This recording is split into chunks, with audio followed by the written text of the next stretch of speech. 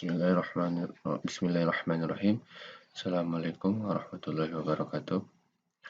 Perkenalkan, nama saya Edi Saputra Ditonga, mahasiswa di SAI Universitas Sumatera Utara, ingin mempresentasikan hasil tugas mata kuliah kecerdasan buatan mereview paper Learning by Observation. Pertama, jurnal yang pertama yang saya review yaitu tentang Applied Self Computing yang berjudul Combining Fuzzy AHP and Fuzzy Kano to Optimize Product Varieties for Smart Cameras. Zero One Integer Programming Perspective. Berdasarkan Scopus, nilai jurnalnya itu Q1. Pertama, latar belakang dari jurnal ini yaitu hari ini karena ketidakpastian bisnis yang berubah secara dinamis, mencapai sukses pengembangan produk untuk beberapa segmen menjadi jauh lebih menantang daripada yang sebelumnya. Saat ini, konsep mass customization membentuk paradigma baru bagi industri manufaktur modern, karena memperlakukan setiap pelanggan sebagai individu dan menyediakan produk unggulan tailor-made yang hanya ditawarkan di era kerajinan pra-industri. Dalam praktiknya ini, menyimbangkan trade-off antara meningkatkan varietas produk dan pengendalian biaya produk, konfigurasi alternatif produk yang menarik tetapi terbatas dan meluncurkan ke segmen telah mendominasi paradigma persaingan, terutama ketika transisi telah bergeser dari pemasaran massal ke pemasaran target. Kemudian, faktanya, 4 istilah penting sering ditunjukkan untuk mempengaruhi pangsa pasar perusahaan, misalnya produk, harga, place, dan promosi. 4P, di antaranya 2P yang pertama yaitu product dan price, dan yang kedua terakhir yaitu place and promosi. Karena keduanya dirasakan langsung oleh pelanggan saat membuat keputusan dalam pembelian. Kemudian tujuan penelitian dari jurnal ini yaitu membagi seluruh pasar menjadi beberapa segmen ad hoc di mana harga dan keinginan konsumen yang terjangkau untuk produk dipertimbangkan bersama dan ditentukan secara kuantitatif. Secara khusus, jurnal ini menawarkan pendekatan sistematis yang memungkinkan perusahaan untuk menentukan varietas produk yang optimal sehubungan dengan segmen yang diakui. Dengan mengusulkan kerangka kerja hybrid yang menggabungkan proses hierarki analitik Fuzzy AHP, model Fuzzy Kano dengan Zero One Integer Programming untuk memasukkan preferensi pelanggan dan persepsi pelanggan ke dalam proses pengambilan keputusan. Kemudian metodologi penelitian yang digunakan yaitu penelitian ini menggunakan kerangka kerja hybrid seperti yang dijelaskan tadi, menggabungkan proses hierarki analitik Fuzzy AHP dan model Fuzzy Kano dengan Zero One Integer Programming. Secara khusus, Fuzzy AHP ini digunakan untuk mengekstrak preferensi pelanggan untuk atribut inti sementara. Model Fuzzy Kano juga digunakan untuk memperoleh persepsi pelanggan tentang atribut opsional. Di sini gambaran pendekatan optimize product varieties. Produk dekomposisi dibagi dua, itu Fuzzy AHP dan Fuzzy Kano tadi digabungkan, kemudian conducting Zero One Integer Programming to optimize product varieties for multi segments. Kemudian pembahasan dalam jurnal ini yaitu di era kostumisasi massal, perusahaan harus memahami apa yang dibutuhkan pelanggan untuk menghindari kesalahan fatal sebelumnya strategi produk diimplementasikan. Dalam praktiknya ini, memastikan kepuasan pelanggan dengan menawarkan variasi produk yang sesuai secara signifikan merangsang penjualan produk. Paradigma baru bernama kostumisasi massal mencoba menawarkan produk atau layanan yang paling sesuai dengan kebutuhan pelanggan dengan tetap mempertahankan efisiensi produk massal. Pada kenyataannya, informasi pemasaran yang tidak lengkap atau pemahaman yang buruk tentang pelanggan biasanya menghasilkan desain produk yang lebih buruk, biaya produksi yang lebih tinggi, dan waktu siklus yang lebih lama. Beberapa teknik umum termasuk penyebaran fungsi kualitas atau disingkat QFD, analisis conjoint, dan model Kano telah diusulkan untuk mengurangi kesenjangan antara kebutuhan pelanggan dan varietas produk yang disebutkan tadi. Di sini terdapat tabel yang berupa overall comparison perbandingan among QFD, kualitas, penyebaran fungsi kualitas, analisis conjoint, AHP, dan Kano model. Kemudian dalam industrial example, dalam penerapan contoh dalam industrial, dalam beberapa tahun terakhir ini, karena popularitas ponsel pintar, ini studi kasusnya di dalam ponsel pintar itu sebuah kamera, pertumbuhan kamera digital hampir berhenti atau menurun dikarenakan ponsel pintar yang sudah menginput atau memasukkan kamera pintar di dalam ponsel. Di masa lalu, perusahaan merek berfokus pada peningkatan resolusi gambar atau mengecilkan ukuran volume untuk meningkatkan kualitas foto atau portabilitas.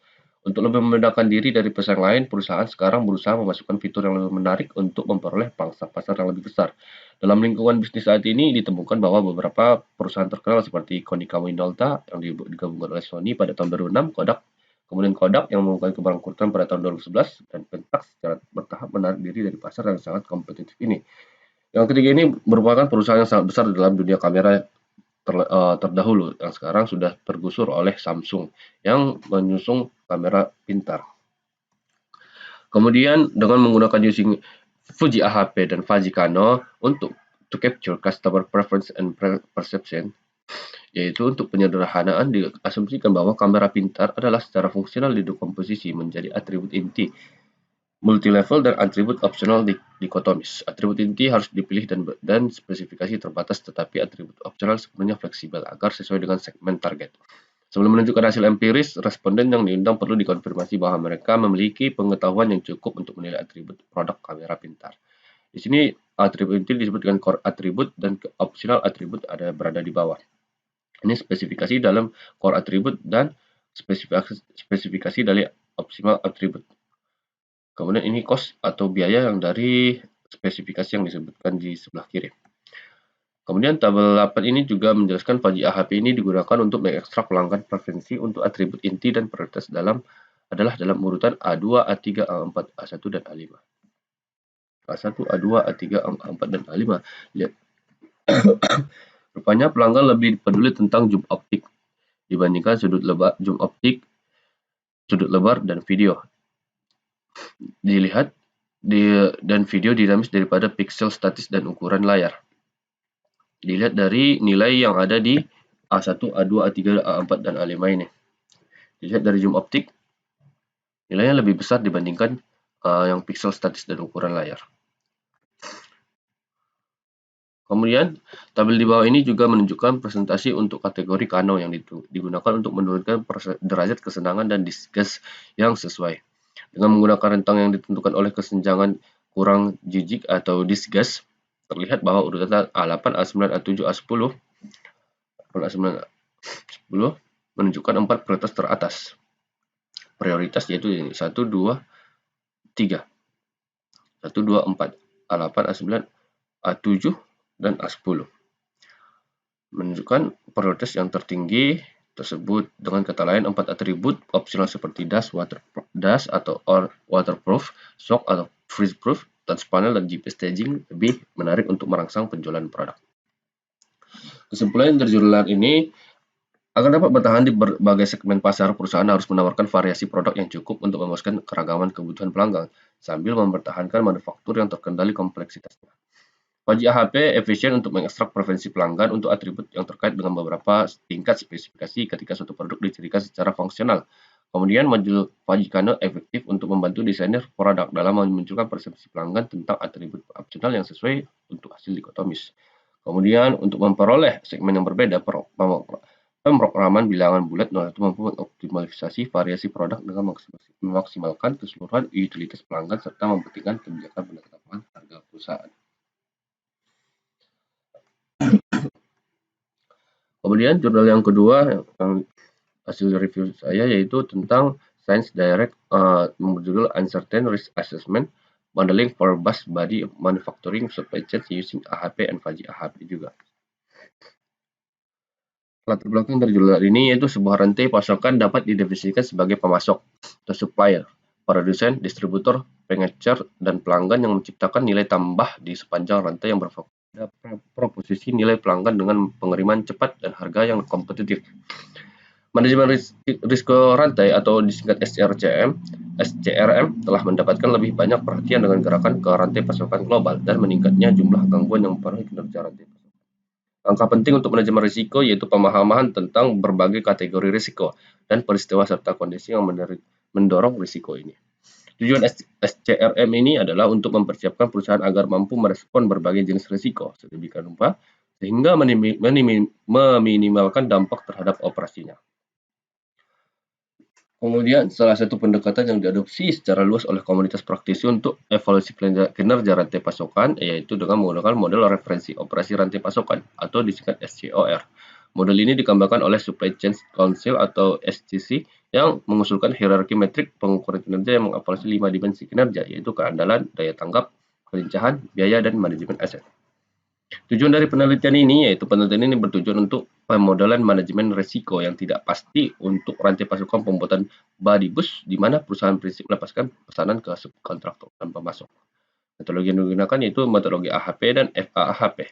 Diadopsi berdasarkan konsep model SCOR tadi. AHP dan teori Fuzzy digabungkan dalam artikel. FAHP itu disingkat dengan Fuzzy AHP diterapkan dalam model penilaian risiko yang tidak pasti. Metode ini mencakup 3 lapisan. Yang pertama menetapkan kriteria utama, kemudian menentukan bobot faktor risiko, dan nilai prioritas diversifikasi dalam model penilaian risiko.